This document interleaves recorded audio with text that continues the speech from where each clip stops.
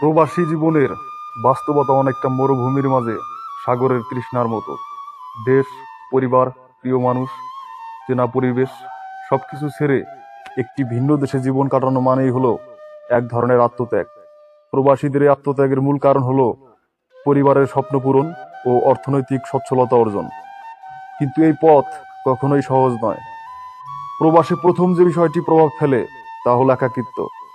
নতুন দেশ, ভাষা, সংস্কৃতি ও পরিবেশের সাথে মানিয়ে নিতে গিয়ে একজন প্রবাসীকে প্রতিনিয়ত লড়াই করতে হয়। পরিচিত মুখ নেই, নেই পরিবারের হাসি মুখ বা বন্ধুদের সহচর্য। দীর্ঘ কর্মঘণ্টার পর নিজের জন্য সময় বের করলেও সেই সময়টা যেন অসীম শূন্যতায় ভরা। প্রবাসী জীবনের এই একাকিত্বই তাদের মনে সবচেয়ে বেশি গভীর ক্ষত সৃষ্টি করে। অনেক প্রবাসী শারীরিক পরিশ্রমের কাজ করেন, যা অত্যন্ত কষ্টকর।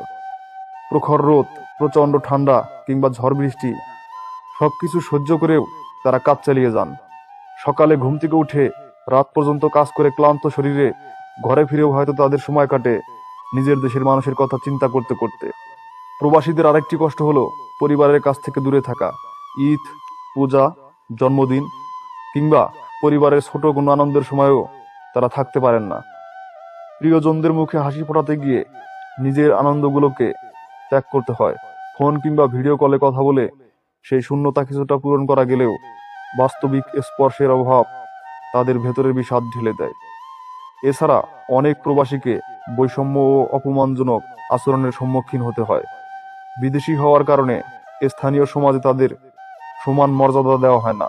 অনেক সময় তারা বৈধ কাগজপত্র না থাকার কারণে আইনি জটিলতায় পড়েন, যা তাদের জীবনে আরও বেশি দুঃখ নিয়ে আসে।